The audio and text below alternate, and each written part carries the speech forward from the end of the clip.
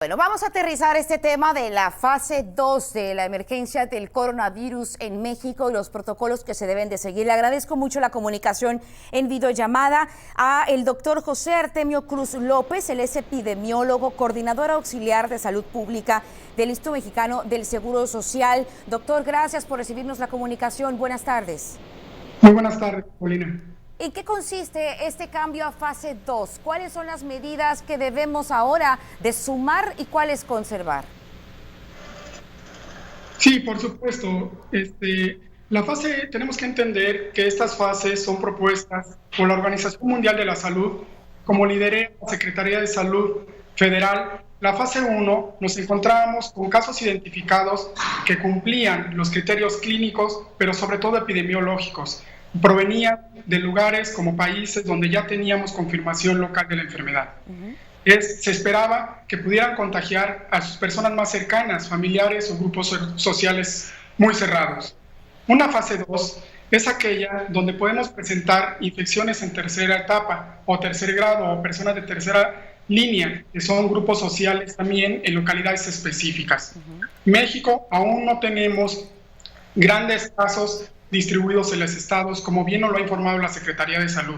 Sin embargo, la fase 2 es la implementación de estrategias específicas, como bien nos lo comentabas, a través de su sana distancia, donde nosotros podamos realizar decisiones para disminuir la transmisión de las personas una con otra y por lo menos no sea de forma masiva. Esto es una forma preventiva. Sabemos que empezamos nuestra jornada de salud del 23 de marzo al 19 de abril con el fin de proteger a nuestra población y que no sea de forma masiva estos contagios. Bien. La importancia sobre todo en este momento, conocemos ya los protocolos preventivos, doctor, pero si hay alguien, por ejemplo, que no presenta los síntomas, me hizo sobre todo mucho ruido el tema de que en el boletín del estado de Veracruz se manejara que se da seguimiento a 111 contactos de las personas que incluso han salido contagiadas positivo de coronavirus. ¿Cuál es la importancia de este distanciamiento social para evitar que estemos también cerca de otra persona que tal vez no sepa que tiene coronavirus? Sí, muy importante. El distanciamiento social es una de las estrategias que van aunadas dentro de los puntos para evitar el mecanismo de transmisión. Las definiciones operacionales, que son las que hemos ido tomando de acuerdo a la implementación de fases, anteriormente sabíamos que era un cuadro clínico de personas que han viajado, pueden irse modificando de acuerdo a los lineamientos que la Secretaría de Salud nos otorga. La vigilancia de los casos sospechosos o de los contactos es fundamental. ¿Con qué fin? De que nosotros, a través de un aislamiento social, podamos identificar oportunamente el primer síntoma o los factores de riesgos que pudieran determinar que pudieran ser sugestivos de un COVID-19. La sana distancia es con el fin que, como bien se ha publicado y es muy didáctica, el extender nuestros brazos nos garantizan la distancia de 1,30 hasta 1,80, que es por las características moleculares del COVID-19, al toser o estornudar, es la distancia de dispersión para poder tener en riesgo a una persona o contacto o familiar, que es lo que no queremos.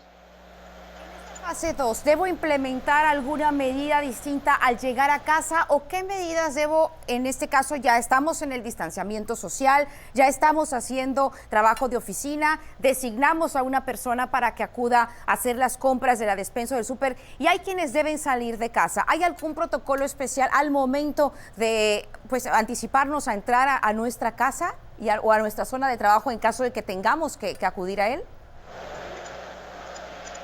Muy importante también, Carolina, el ser responsables. Nosotros nos están pidiendo situaciones extraordinarias que no conocemos. Un hábito es una conducta que nos van a obligar a hacer hasta que se quede inconsciente nosotros. El lavado de manos, que es nuestra principal herramienta para atacar cualquier enfermedad infecciosa, debe de ser un día a día y en cuestiones que sean necesarias al interior de la casa, de la oficina o fuera de ella. Cuando no tenemos al alcance el lavado de manos con agua y con jabón, que es lo básico, el alcohol gel nos va a ayudar.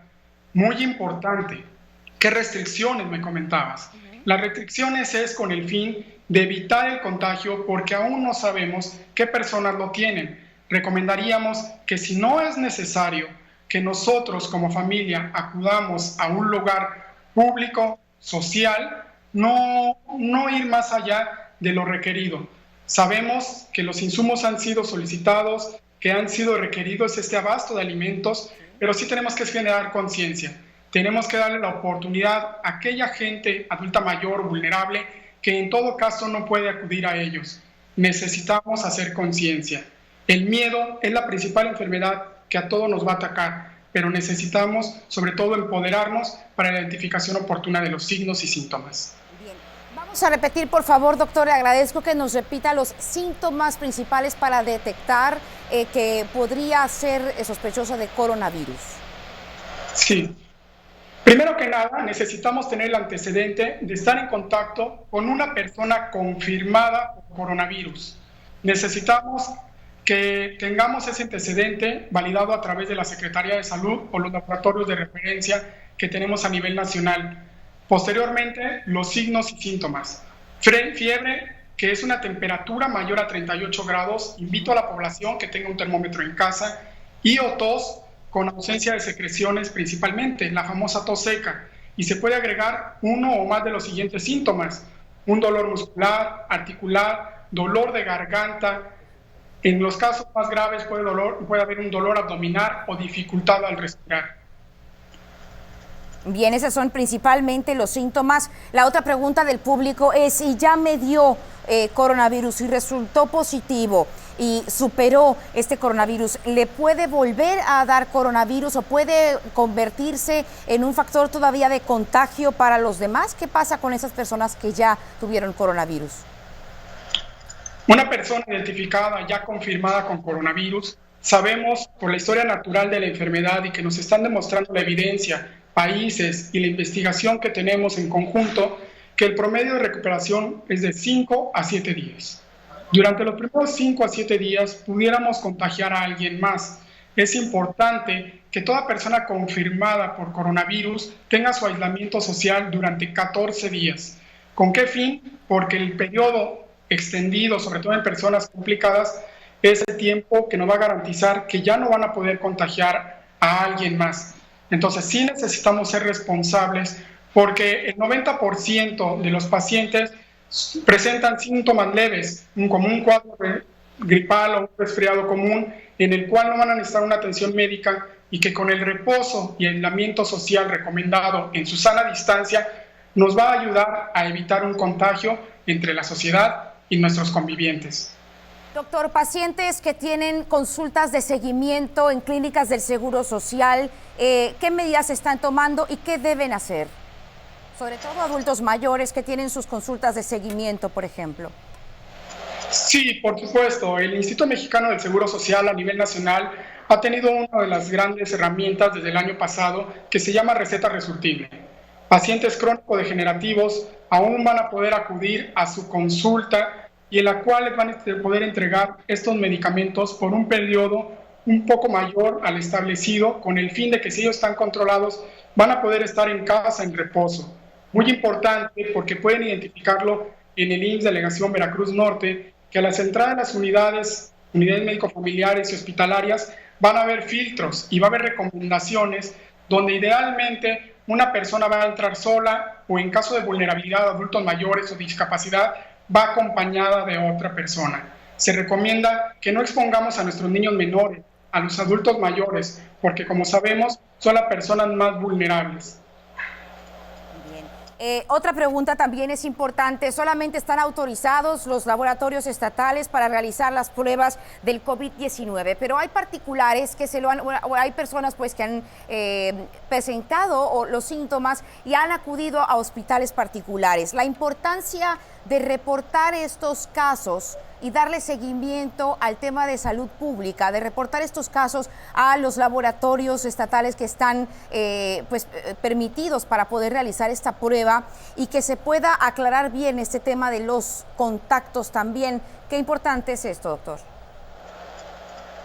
Es un tema fundamental, Carolina, debido a que hay una norma oficial mexicana 017 que establece los lineamientos técnicos y normativos para la vigilancia epidemiológica nacional como internacional. Nosotros contamos con laboratorios de la Secretaría de Salud, conocidos como la red de laboratorios, y en el cual el Instituto Mexicano del Seguro Social cuenta con el Laboratorio Central de Epidemiología, el Centro Médico Nacional La Raza, los cuales están certificados a través del ISO 9000 e instancias internacionales para poder emitir un diagnóstico epidemiológico. Los laboratorios particulares, que muchos han invertido, trabajan y eficientan a través de su equipo y personal, no cuentan con esta certificación para poder emitir un resultado para una toma de decisiones de vigilancia epidemiológica. Se invita a que toda persona que tiene un diagnóstico positivo particular acuda a las instancias de salud correspondientes, de acuerdo a su derecho a biencia, para poder nosotros validar o ratificar estos resultados emitivos. No es el que los queremos limitar, sino simplemente sí tenemos que ser responsables con la toma de decisiones dependiendo de los resultados emitidos por los laboratorios. Exactamente, lo pueden realizar, pero es importante reportarlo como una responsabilidad social ciudadana para que esa palabra que dijo seguimiento, se le pueda dar seguimiento a la misma epidemia en este caso y también al tema de los contactos. Ya para finalizar, doctor, son varios temas, pero bueno, el público nos está haciendo preguntas. ¿Cómo diferencio los síntomas de una gripe, de una influenza, de una alergia con el COVID-19? Muy importante porque estamos enfrentando el comportamiento de un nuevo padecimiento en territorio mundial y sobre todo nacional. Un cuadro respiratorio es la principal causa de atención en cualquier servicio de salud. Nosotros aún estamos en nuestra temporada invernal, aunque ya estamos en primavera, que comprende desde octubre hasta finales de marzo, principios de abril, donde es la mayor presencia de estas infecciones respiratorias. Entonces, al oír los signos que anteriormente y síntomas que comenté, pudiéramos decir en algún momento presenté ya coronavirus. Sin embargo, una de las claves fundamentales es el haber estado en contacto con un paciente confirmado o sospechoso de COVID-19 y que sobre todo estos síntomas sabemos que se pueden instalar en un tiempo menor a 48 horas, mientras que un cuadro respiratorio que muchas veces nos automedicamos y es donde invito a la población no se automedique, podemos enmascarar. Hoy empiezo con la fiebre, posteriormente el dolor de cabeza y son los signos paulatinos. En un COVID-19 la instalación es más rápida o súbita en los pacientes, sobre todo el grupo de edad que sabemos que es de 45 y más y con los factores de riesgo de 65 y más.